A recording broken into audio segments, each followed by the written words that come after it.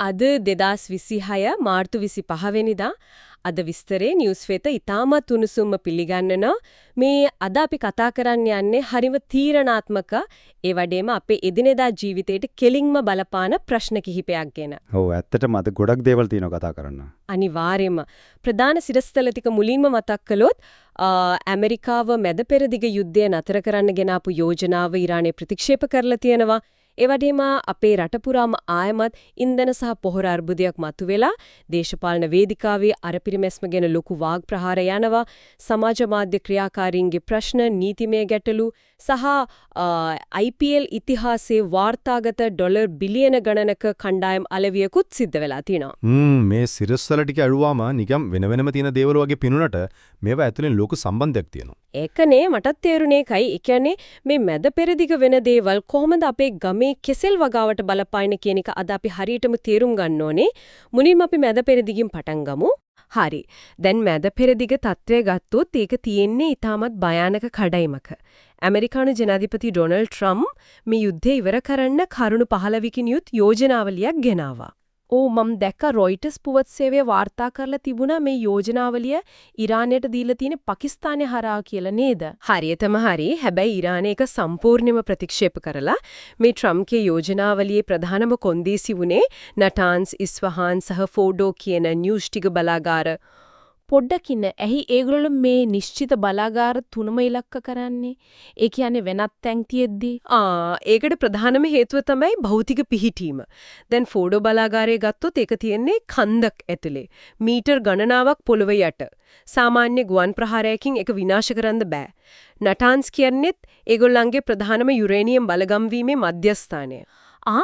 ඒ කියන්නේ ඉරානයේ තියෙන ලොකුම පුරුම්පෝ තමයි ඇමරිකාව ඉල්ලන්නේ. ඔව්. ඊට අමතරව ජාත්‍යන්තර පරමාණුක බලශක්ති ඒජන්සිය අධීක්ෂණයට යටත් වෙන්න කලාපයේ සන්නද්ධ කණ්ඩායම් වලට සල්ලි දෙන එක නවත්තන්න සහ හෝමුස් සමුද්‍ර සංධිය දිගටම විවෘතව තියන්න කියලා ට්‍රම්ප් ඉල්ලලා තියෙනවා. හැබැයි මේවට කැමති වුණොත් සම්බාධක අයින් කරන්නත් බුෂේර් වල තියෙන සිවිල් න්‍යෂ්ටික ව්‍යාපෘතියට උදව් කරන්නත් ඇමරිකාව එකඟවලා තිබුණා නේද? ඒක ඇත්ත.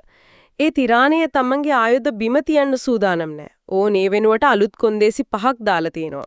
ඒ කොන්දේසි 5 දිහා බැලුවම මට නම් හිතුනේ මේක හරියට පෝකර් ක්‍රීඩාවක් වගේ කියලා. දෙකොල්ලම තමන්ගේ තුරුම්පු අතේ තියාගෙන ඔට්ටුව වෙඩි කරනවා. ඇත්තටම ඉරානිය කියන ඇමරිකානු ආක්‍රමණ නවත්තන්න ඕනේ, ආයේ යුද්ධයක් වෙන්නේ මෑ කියලා යාන්ත්‍රණයක් හදන්න ඕනේ, වන්දි ගෙවන්න ඕනේ සහ කලාපයේ අනිත් ප්‍රතිරෝධී කණ්ඩායම් වලටත් යුද්ධය අවසන් කරන්න ඕනේ කියලා. හැබැයි මගේ හිතට වැදුනේ අර අවසාන කොන්දේසිය. හෝමුස් සමුද්‍ර සංධිය ගැන තියෙන එක.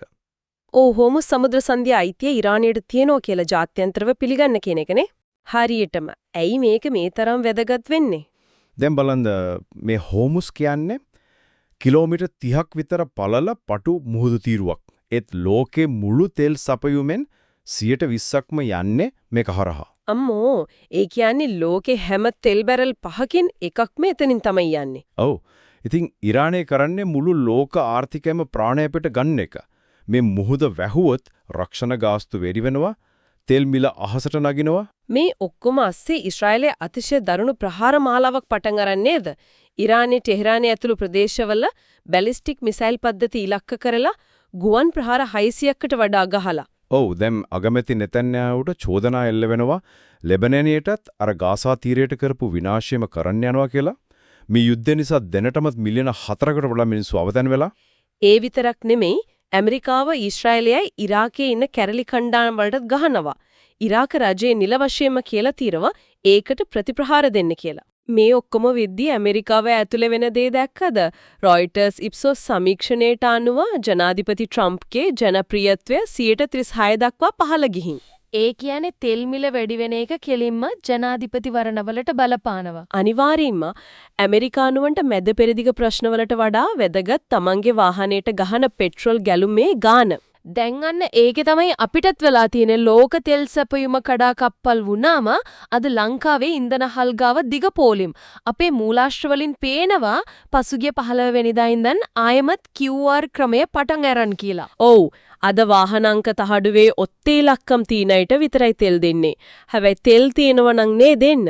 ඒකනේ ගොඩක් ෂෙඩ් වැහිලා ඩීසල් මිල රුපියල් 10කින් වැඩි වුණාම අර සමස්ත ලංකා ත්‍රිරෝද රත රියදුරන්ගේ සංගමය තීරණය කරලා තියෙනවා ගාස්තු 125%කින් වැඩි කරන්න. ඔව් ඔවුන් විරෝධතාත් කරනවා අපි දැක්කා. හැබැයි මේ මට තේරෙන්නේ නැති දේ මේකයි. රුපියල් 10කින් ඩීසල් වැඩි වුණාම කොහොමද ගාස්තුවක් 125කින් වැඩි කරන්නේ? මේක මහජනතාවට කරන අසාධාරණයක් නෙමෙයිද? බැලූ බැල්මට හැම පේනවා. හැබැයි මේකේ ඇතුලේ වෙනම ආර්ථික විද්‍යාවක් තියෙනවා. හිතන්නකෝ 3 wheel රියදුරෙක්ට තෙල් ටික ගහගන්න දවස් දෙකක් පොලිමේ ඉන්න වුණොත් ඒ දවස් දෙකේම යාගේ ආදායම බිඳුවයි.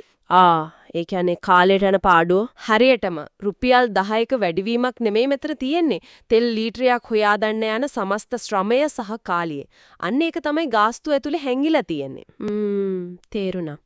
හැබැයි මේකේ ඛේදවාචකය ඊට වඩා බරපතලයි. පෞල් සෞඛ්‍ය සේවා නිලධාරිනියන්, ඒ කියන්නේ මිඩ්වයිෆ් මහත්මියන් කියනවා තමන්ට දෙන ඉන්ධන කෝටාව කොහෙත්ම මදි කියලා. හිතලා බලන්න මේ යුද්ධයක් නිසා අපේ ගමක ඉන්න ගැබිනි මවකට හදිස්සියක් වුණොත් එයා බලන්න යන මිඩ්වයිෆ්ට තෙල් නැතුව පොලිමකින් වුණොත් කොහොමද? ඒක ඇත්තදම ජීවිත හානියක් වෙන්න පුළුවන් තත්ත්වයක්. ඒ වගේම හලාවත දීවරයින්ගේ කතාව. සතියක ඉඳන් මුහුදු ගිහින් නැහැ. දවසකට පෙට්‍රෝල් ලීටර 60ක් ඕනේ වුණත් රජයෙන් දෙන්නේ ලීටර 5යිලු. මේව කොහොමද කරන්නේ? ඒ විතරක් නෙමේ ගොවින්ගේ ප්‍රශ්නෙත් එකමයි. හාන යන්ත්‍ර, ගොයම් කපන යන්ත්‍ර දුවවන්න ඩීසල් නැහැ. එක ගොවියෙක් කියලා තිබුණා යන්ත්‍රයකට ලීටර් 20කට වඩා ඕන වුණත් කිලෝමීටර් ගාණක් ගිහින් කෑන් එකක ගේන්නේ හම්බෙන්නේ ලීටර් 22යි කියලා. ඒකෙන් කුඹුරක් කපන්න බෑනේ. ඉතින් මේ ඉන්ධන ප්‍රශ්නේ බැටකන ගොවියාට ඊළඟට එන්නේ පොහොර ප්‍රශ්නේ. යල කන්නේට මැද පෙරදිගින් එන්න තිබුණ යූරියා මෙට්‍රික් ටොන් 30000ක නව දැන් අවිනිශ්චිතයි මේ යුද්ධය නිසා. ජනාධිපති ආනෝර කුමාර දිසානායක මහතා එක්ක තිබුණු සාකච්ඡාවකදී හෙළි වෙලා තියෙනවා යල කන්නේට යූරියා මෙට්‍රික් ටොන් 1,25,000ක ඕනේ කියලා. වී වගාවට විතරක් ටොන් 88000ක් කොහෙද ඕනේ නේද? නෑ 98000ක්. 98,000ක ඕනේ. හැබැයි දැනට සමාගම් ගාව තියෙන ටොන් 68000ක් වගේ ප්‍රමාණයක්. හැබැයි මේ සංඛ්‍යා මෙහෙම තියෙද්දි ගොවිජන සංවර්ධන කොමසාරිස් ධම්මික රණතුංග සහ කෘෂිකර්ම නියෝජ්‍ය ඇමති නාමල් කරුණාරත්න කියන්නේ වෙන කතාවක්. ඒගොල්ලෝ කියන්නේ කිසිම පොහොර හිගක් නැහැ. තව සති දෙකකින් තවත් නවක් එනවා කියලා. ඊටනේ ප්‍රශ්නේ කඩදාසිවල දත්ත තියනවා. හැබැයි මහ පොළවේ ඇත්ත වෙනස්. අම්පාරේ උහන දමන මැද්රිගිරිය පැතිවල ගොවීන් කියන්නේ ගොවිජන සේවා මධ්‍යස්ථානවලවත් කඩවලවත් කිසිම පොහොරක් නැහැ කියලා. මේක හරියට නිකම් බඩගින්නේ ඉන්න මිනිහෙක්ට අපේ ගබඩාවල කෑම පිරিলা තියෙනවා කියලා හිස් පිඟානක් දෙනෝ වගේ වැඩක්. හරියටම හරි. බෙදා හැරීමේ ජාලය සම්පූර්ණයෙන්ම කඩා වැටිලා. අනිත් එක කෘෂි කර්මාන්තයේදී මේ සති දෙකටින් එනවා කියන කතාව වැඩක් නෑ. ගොයමට හරියටම අදාළ දවසේ පොහොර වැටුනේ නැත්තම් ඊට පස්සේ මොනව දැම්මත් වැඩක් නෑ. ගොවින් කොච්චර කේන්ති ගිහින්ද කියනවනම් නාමල් කරුණාරත්න ඇමතිතුමාට අමුඩයක් ගස්සලා කොළඹට යවනවා කියලත් අනතුරු අංගවනවා මන් දැක්කා. මේ අර්බුද ඔප්පම දෙන් දේශපාලන වේදිකාවේ ප්‍රධානම මාතෘකාව වෙලා නේද? ඔව්. හැබැයි අපි මේව ගැන කතා කරන්නේ දේශපාලන පක්ෂයක් විදිහට නෙමෙයි. මූලාශ්‍රවල තියෙන දේවල් විතරයි. විපක්ෂ නායක සජිත් ප්‍රේමදාස මහතා ආණ්ඩුවට ලොකු චෝදනාවක් කරනවා. ඔහු කියනවා රජයේ බාල ගල්ලංගුරු ගෙනල්ලා විදුලි උත්පාදනය අඩු කරගෙන තියෙනවා කියලා. ඒ පාඩු වහගන්නලු මේ ජනතාවට අර පිරිමැස්මෙන් ඉන්න කියලා උපදෙස් දෙන්නේ. ඒ කියන්නේ අර සුනිල් හඳුන්නේති ඇමතිතුමා සතියකට සැරයක් රෙදි සෝදන යන්ත්‍රේ පාවිච්චි කරන්නේ කියලා කරපු ප්‍රකාශය තමයි මේ විවේචනයට ලක් වෙන්නේ. විදුලි බුබුලු නිවන්න කියලාත් කිව්වනේ. සජිත් ප්‍රේමදාස මහතා අහනවෝ බාල ගල්ලංගුරු පාඩුව වහන්නද මේ මිනිස්සුන්ගේ ගෙවල් වල ලයිට් නිවන්නේ කියලා. දැන් මේකේ තාක්ෂණික පැත්ත බැලුවොත් ගල්ලංගුරු කියන්නේ අපේ විදුලි පද්ධතියේ ප්‍රධානම පදනම. ඒ කියන්නේ පැල 24ම එක දිගට කරන්ට් එක දෙන එක.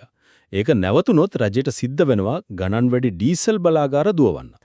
ඒ පාඩුව තමයි මේ පාරිභෝගිකයාගේ කරපිටට එන්නේ. හරියටම. ඒ වගේම සජිත් ප්‍රේමදාස මහතා අහන්නේ තව ප්‍රශ්නයක් තියෙනවා. ඉරාන නාවික හමුදාවේ නැවක් ලංකාවට ආවා නාවික හමුදාපතිගේ ආරාධනාවකට. ඉතින් ඇයි ජාවාරම් කරුවන්ගෙන් තෙල් ගන්නේ? කෙලින්ම ඉරානයෙන් ලාභයට තෙල් ගන්න බැරිද කියලා ඌ අහනවා. බැලු බැල්මට එක හරි වගේ නේද? එකයක් විදිහට හරි. හැබැයි ප්‍රායෝගික බුහු දේශපාලනයේ ඊට වඩා වෙනස්.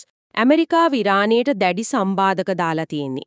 අපි වගේ අමාරුවේ වැටිලා ඉන්න රටක් කෙලින්ම ගිහින් ඉරානෙන් තෙල් ගත්තොත් ඇමරිකාවෙන් සහ IMF එකෙන් එන බලපෑම ඊට වඩා දරුණු වෙන්න පුළුවන්. ඒ කියන්නේ අර එක හිලක් වහන්න ගිහින් මුළු නැවම ගිල්වා ගන්නවා වගේ වැඩක්. අන්න ඒකයි. මේ අතරේ සමාජයේ වෙනත් පැතිවලත් ලොකු අරුබුද මතුවෙනවා. නීතිය ගැන, සිවිල් අයිතිවාසිකම් ගැන.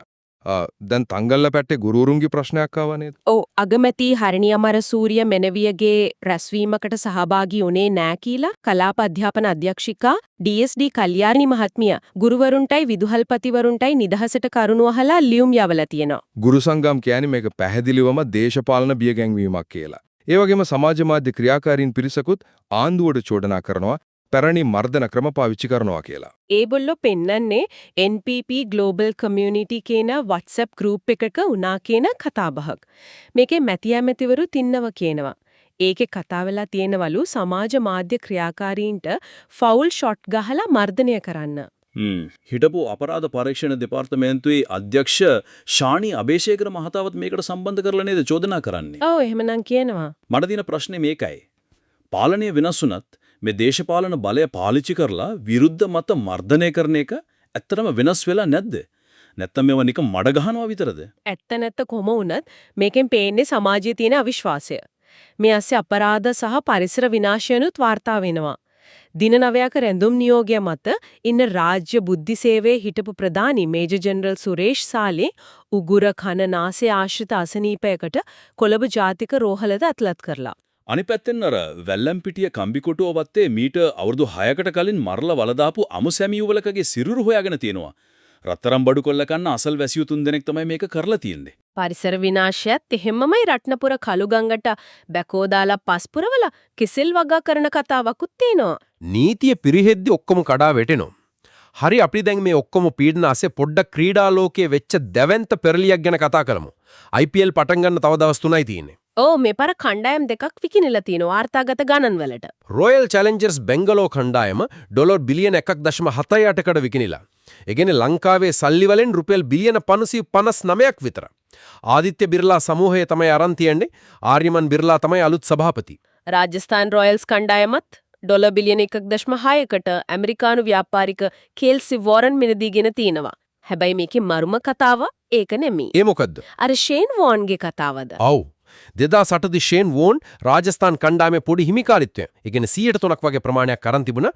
දැන් එයා නැති වුණත් එයාගේ පවුලේ අයට මේ ගනුදෙනුවෙන් ඉන්දි රුපියල් කෝටි 450ක මුදලක් හම්බ වෙලා. අම්මෝ ඒක. හරියට නිකන් කාලෙකට කලින් පොඩි ස්ටාර්ට්අප් සමාගමක කොටස් අරන් ඒක අවුරුදු ගානකට පස්සේ ලොකු යුනිකෝන් සමාගමක් වුණාම ලාභ ගන්නවා වගේ වැඩක්. ඇත්තටම අද අපි කතා කරපු මේ මුළු කතාවම දිග ආපහු හැරිලා බැලුවොත් අපිට එක දෙයක් පැහැදිලි වෙනවා. ලෝකයේ කොහේ හරි යන මිසයිලයක් අපේ කෙසෙල් වගාවට කෙලින්ම බලපානවා. එක තැනක ඩොලර් බිලියන ගානක ක්‍රීඩා ගනුදෙනු වෙද්දී තව තැනක පෙට්‍රල් ලීටර් 5ක් ඉල්ලලා දීවරයක් පොලීමේ අඬනවා.